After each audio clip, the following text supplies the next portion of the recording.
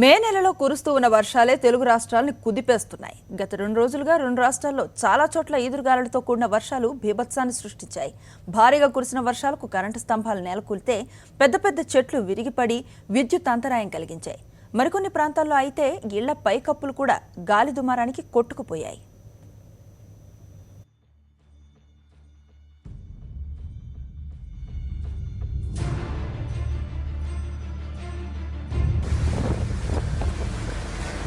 శనివారం తెలుగు రాష్ట్రాల్లో కురిసిన భారీ వర్షం బీభత్సాన్ని సృష్టించింది. బలంగా వీచిన ఈదురుగాలులకు చెట్లు విరిగిపడ్డాయి. ఇళ్లపై రేకులు లేచిపోయాయి. చాలా గ్రామాల్లో విద్యుత్ సరఫరాకు అంతరాయం ఏర్పడింది. ముఖ్యంగా అలంపూర్, దేవరకద్ర, కొల్లాపూర్, గద్వాల, నారాయణపేట నియోజకవర్గాల్లో అధిక వర్షపాతం నమోదైంది. అత్యధికంగా అలంపూర్లో 8.8 సెంటీమీటర్ల వర్షం కురిసిందని అధికారులు తెలిపారు.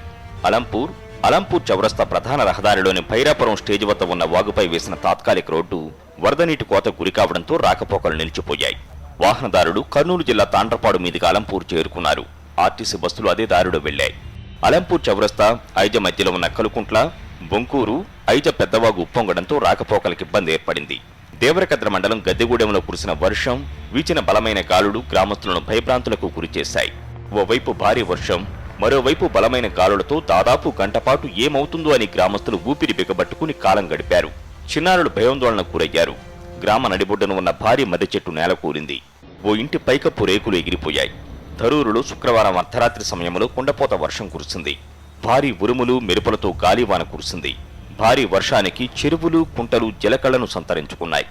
మండల కేంద్రంలోని జెడ్పీ ఉన్నత పాఠశాల ప్రాంగణం వరద నీటితో చెరువును తలపించింది. పాన్కల్ మండలంలో కురిసిన భారీ వర్షానికి మిషన్ కాకతీయ ద్వారా చేపట్టిన చెరువు, కుంటలోకి వర్షపు నీరు చేరింది. కోయిలకొండ మండలంలోని పలు గ్రామాల్లో గాలివాన బీభత్సం సృష్టించింది. మండల కేంద్రంలో ఓ రైతు వ్యవసాయ పొలంలో ఇంటి రేకులు గాలికి ఎగిరిపడ్డాయి.